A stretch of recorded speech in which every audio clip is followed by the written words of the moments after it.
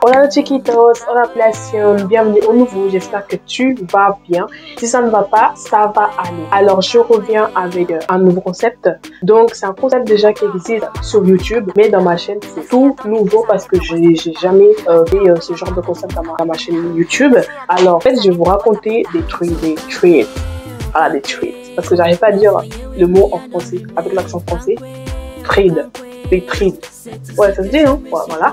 Donc, c'est des histoires que je veux trouver sur Internet. Je pense que la plupart du temps, c'est des histoires vraies quand même, parce qu'on lit, on voit quand même que c'est des histoires vraies. Je vais vous raconter dans cette chaîne YouTube. Et en même temps aussi, je vais vous parler aussi un peu des stars. Donc voilà, pourquoi une star d'un coup, elle a disparu, qu'est-ce que cette star est devenue. Mais je vais pas non plus oublier la base de ma chaîne YouTube, qui est basée sur le sujet de société, sur l'actualité. Donc, il y aura quand même des moments où vous allez quand même retrouver la base de ma chaîne YouTube. Vous parlez des sujets que, par exemple, c'est dans un sujet qui revient la plupart du temps et que moi, j'estime qu'il est important que je parle de ce sujet-là sur ma chaîne. Bah, je veux aborder ce sujet-là sur ma chaîne. Et pour le moment, je vais quand même essayer ce nouveau concept pour voir si ça vous plaît ou pas. Et si ça vous plaît, bah, on continuera dans le temps. Et si ça vous plaît pas, bah, on changera. Donc, si tu es ancien, ça veut dire que tu connais la fameuse chanson. Si tu es nouveau, ça veut dire que tu la connais pas. Alors, il est temps d'apprendre cette nouvelle chanson qui est prends à boire, prends à manger, installe-toi confortablement, éteins les lumières and let's go to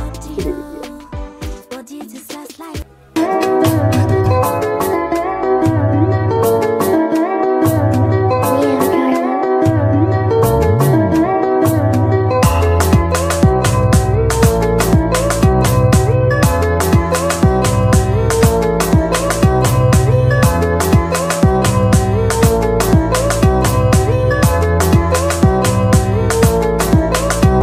Alors les gars, en fait, juste pause, je vais mettre mon truc parce qu'en fait j'ai grave froid. Voilà, chez moi il fait des chaud et voilà, je vais mettre ça.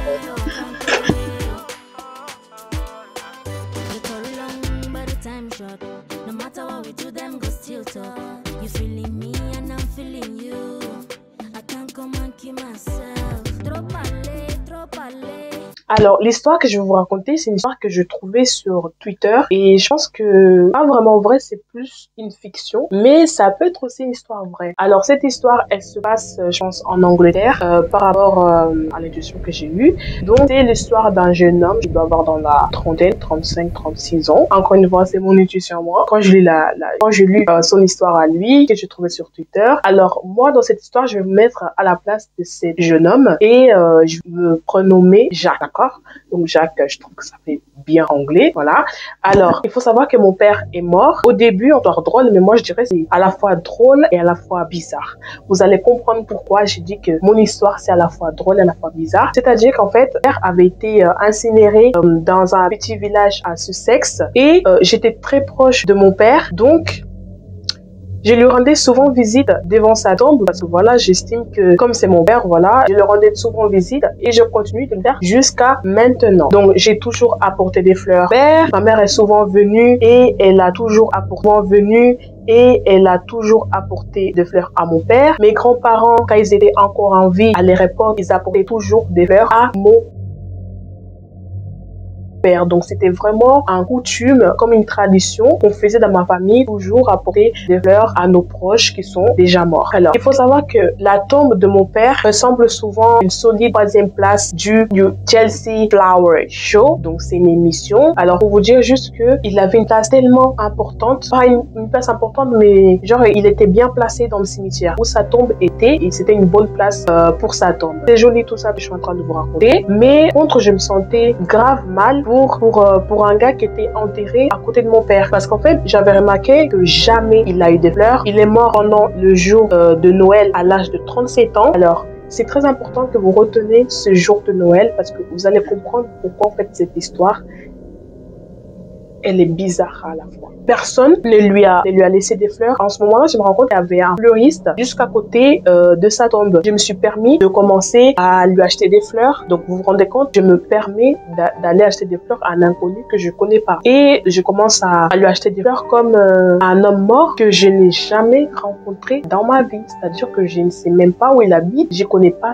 aucun membre de sa famille. Et je me suis dit, pour moi, en fait, j'estime que c'est important qu'on pense quand même à nos proches. Donc, j'ai décidé de lui offrir des fleurs, de mettre chaque fois des fleurs sur sa tombe. Donc j'ai fait cela un certain temps et je l'ai dit à personne. Donc personne autour de moi savait que c'était moi en fait qui offrais de fleurs à ce gars-là qui était enterré à côté de mon père. Donc c'était un petit jeu entre nous. J'ai transformé ce monde en un monde meilleur parce que je pense que j'avais ce désir-là en fait de embellir sa tombe parce que j'estime que si vous êtes proche en fait d'une personne, il est nécessaire de lui montrer en déposant des fleurs sur sa tombe. Après, je sais que cela peut paraître en fait bizarre, mais j'ai commencé à penser à lui comme si c'était un ami à moi, comme si c'était un proche, un membre de ma famille. Parce que tellement je lui offrais des fleurs, j'ai déposé des fleurs sur sa tombe, je commençais à penser à lui. Comme voilà, c'était devenu normal pour moi de penser à cet homme-là. Et je me demande si ce n'est pas une sorte en fait de connexion entre nous, genre entre lui et moi, parce qu'il y avait quelque chose qui m'attirait vers lui. Donc peut-être qu'on est allé dans la même école ou peut-être qu'on a joué dans la même équipe de foot quand on était à l'école, mais j'ai décidé de chercher son nom sur Google. Un jour comme ça, je t'ai posé, j'ai dit bon bah il serait temps que je cherche en fait son nom sur Google, je cherche qui est cette personne-là et 10 minutes plus tard, je le trouve sur Google. Donc je trouve ce jeune homme et je suis restée choquée. En fait, je suis restée choquée. Je suis restée choquée, abasourdie. Je m'attendais pas à ce que j'allais trouver sur cet homme-là. Un homme avec qui je sentais un lien très fort, comme je vous avais dit tout à l'heure. Je m'attendais pas du tout à ce que j'allais trouver sur cet homme-là. Donc, dites-vous que sa femme ne lui a jamais laissé des fleurs parce qu'en fait, il avait tué sa propre femme et puis par la suite, il s'est rendu chez ses beaux-parents, il les a assassinés. Puis, lui-même, il se jette devant le seul train qui passait par le tunnel des Belcom la nuit de Noël. Donc, c'est-à-dire que le même jour que cet homme est mort, en fait, il a fait tellement de choses. C'est-à-dire qu'il a fait un acte immonde. C'était un meurtrier. Que cet homme que je sentais un lien si fort et que j'offrais des fleurs, c'était un meurtrier. Je ne sais pas si vous vous rendez compte de l'ampleur de la situation. Maintenant, je comprends que c'est pour cela que personne ne lui laissait des fleurs. Personne, sauf moi bien sûr, parce que je lui laissais des fleurs toutes les 2 semaines. Toutes les 2 semaines, durant 2 ans et demi, je faisais cela. Donc je me sentais mal en fait du coup sa femme et ses parents à elle. Maintenant, je me suis rendu compte que je n'allais jamais leur laisser des fleurs pendant 2 ans et demi et je sentais comme si je leur devais des excuses, comme si je devais leur rendre de compte par rapport à ce que j'ai fait, c'est-à-dire déposer des fleurs sur la tombe de quelqu'un qui les a tués alors qu'ils le méritent pas. Donc par la suite, j'ai quand même fait mes recherches, j'ai réussi à trouver là où ils étaient enterrés. Je leur ai acheté des fleurs, j'ai rapporté des fleurs jusqu'au cimetière où ils étaient. Je me tenais debout devant leur tombe en marmonnant des excuses et une femme en fait est apparue derrière moi. Elle voulait savoir qui j'étais. Du coup, elle m'a demandé qu'est-ce que je faisais là, qui j'étais, pourquoi je faisais cela pour sa tante, pourquoi j'ai déposé des fleurs pour sa tante et ses beaux-parents et ses grands-parents pardon et ses grands-parents. Donc je pense que moi j'étais inquiète et je pense qu'elle aussi elle était inquiète dans le sens qu'elle se posait tellement de questions. Je le connaissais pas, elle me connaissait pas, elle voyait un inconnu devant la tombe des membres de sa famille qui marmonnait des excuses et qui déposait des fleurs. Donc tout de suite, je pense que elle-même, elle était surprise, mais j'ai décidé de lui expliquer la situation. Elle m'a répondu que c'était sympa, mais à la fois bizarre. C'est tout à fait logique et je le comprends tout à fait pourquoi elle a eu cette réaction-là, pourquoi elle a pensé cela. Et je lui ai remercié quand même parce qu'elle m'a laissé devant la tombe de ses parents et de ses membres, de ses proches, pardon, ses proches. Du coup, je l'ai remercié de son acte. Et oui, c'est un peu bizarre que je le remercie pour ça, mais je ne sais pas qu'est-ce qui m'est passé par la tête. Je lui ai demandé si on pouvait aller prendre un verre ensemble. Je sais pas, oui, c'est encore bizarre cette histoire comme je vous l'avais dit. Je lui ai demandé si on pouvait aller prendre un verre ensemble et elle accepte oui. Elle accepte oui. Incroyable. Incroyable que cela puisse paraître. Elle accepte mon invitation. Donc là, 2 ans sont passés. Elle a dit oui encore une fois lorsque je lui ai demandé en mariage. Donc, parce que c'est comme ça en fait que j'ai rencontré ma future femme. Voilà. Bon, les gars, j'espère que vous avez aimé cette vidéo. Elle était vraiment hyper courte, mais je pense qu'elle était, voilà, même moi je l'ai trouvée, je trouvais grave intrigante, grave intéressante. Je me suis dit, je suis désolée, ma caméra l'a coupée. Comme je disais, c'est une histoire grave intrigante parce que, voilà quoi, enfin, je sais pas, vous vous rendez compte quand même, il a raconté ça. Il a rentré sa femme dans un cimetière. Genre, ça se passe ça. En Afrique, ils vont dire tes sourcils. Genre, ta femme là, elle est pas normale. Comment ça se fait que ta future femme, tu la rencontres dans un cimetière? Genre, c'est pas normal. Donc voilà, mais moi je dirais que c'est vraiment une histoire bizarre en fait.